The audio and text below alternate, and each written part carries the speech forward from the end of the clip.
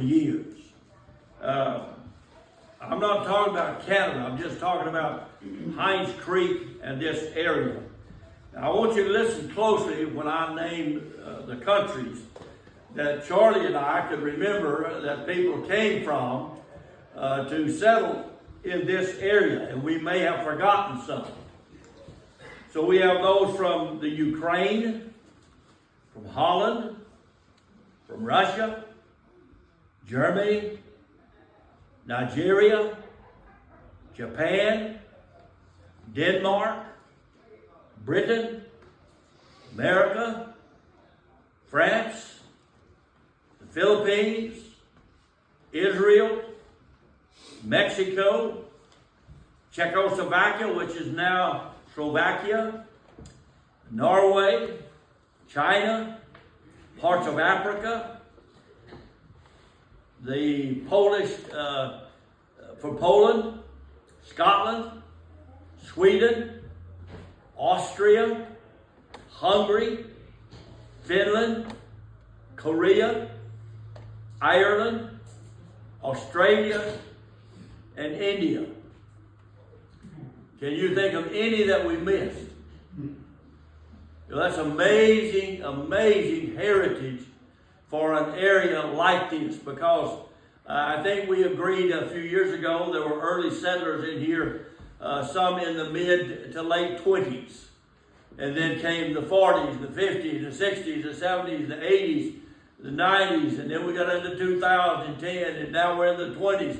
So Hines Creek has a very interesting cultural heritage. Now, you help me again, listen closely for the heritage of the different churches that have been in Hines Creek and in the Hines Creek area.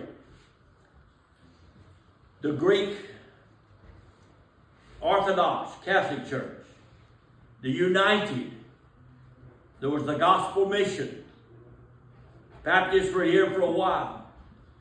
There's Mormons, Hutterites, the Russian Greek Orthodox, Anglican, Roman Catholic, Jehovah's Witness, Mennonite, and the Hines Creek Fellowship.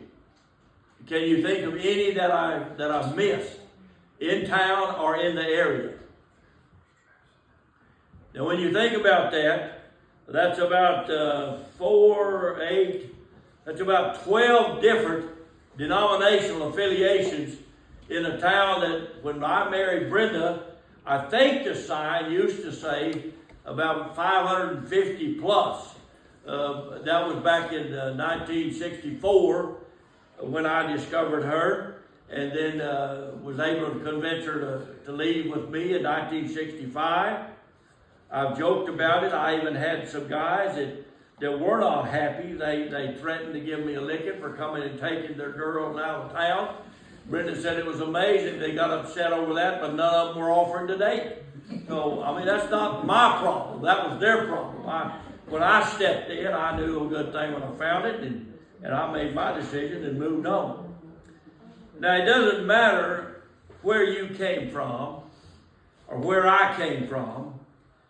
It doesn't matter what church your family or mine was affiliated with. It doesn't matter how much society has changed. Hebrews chapter 13 and verse 8 says that Jesus Christ is the same yesterday, today, and forever. It doesn't matter if it was in the 20s or if it was in 1938 when this building was built. It doesn't matter if it was when the newest churches are established and buildings are being built. The fact remains that Jesus Christ is the same yesterday and forever. That word same, when you really look at it, it has sort of a multi-meaning. It means that he was the same in 1920, 1940. He was the same in 1970. He's the same in 2023. An unchangeable same. He cannot be changed. He will always be. I think that's one of the strongest points of our heritage that we need to make sure those who are coming behind us understand. Because if you're like close to my age, or if you're old enough to really recollect what's going on, You would agree we are in a rapidly changing world. What used to be our constants that we would hang on to for what was morally correct, what was ethically correct, what was gender correct, what was marital correct. That's all in a turmoil, is it not? But the one thing that's constant is Jesus Christ is the same heritage last year, this year, and he'll be the same next year. Let's sing again before we go further. Number 23 in the little book. And some of you who can sing will have to kind of take the lead for me and sing out on that. I need thee every hour. And I don't think there's a truth that we can establish more than that. I know for me, this August 10th, I will have been in ministry 54 years. And I can tell you there have been so many times that I realized my only survival, my only hope for hanging on, it has not been, and it is not an easy time for people to be a minister of the gospel today. We take cussings. We have people who tell us we're way out of touch. As I mentioned in a Sunday school class I was just a guest in yesterday, we have a component of society that says Jesus Christ needs to catch up with us. He needs to catch up with society in his teachings and his beliefs about what is right. I would say to you, this estate, and he's the same yesterday, today, and forever. We need to go back and establish that we are in line with what he holds to be true. That's our heritage. Those of you who, if Tom were leading today, he could talk about what it was like 90 years ago. And boy, are we in a different world.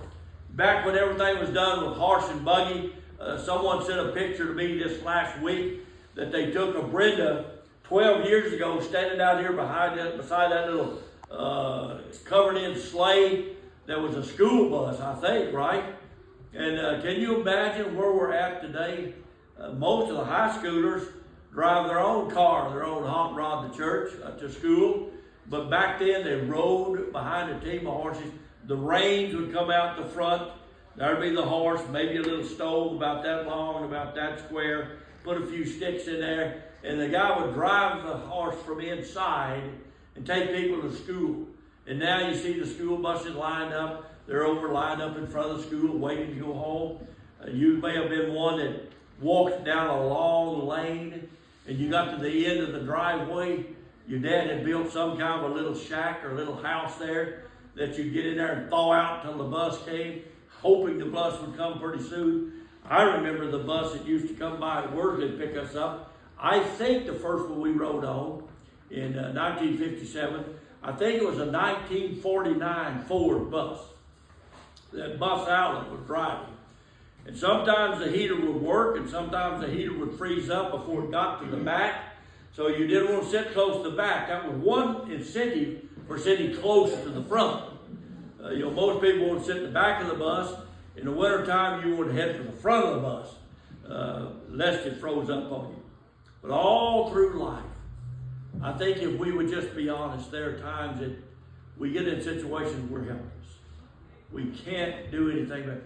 The pain, the grief, the suffering, the hurt, the loss is more than we really can stand. Some of you, many of you, have already buried a spouse.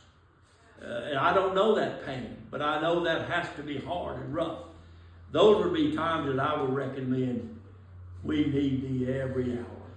Let's sing number 23.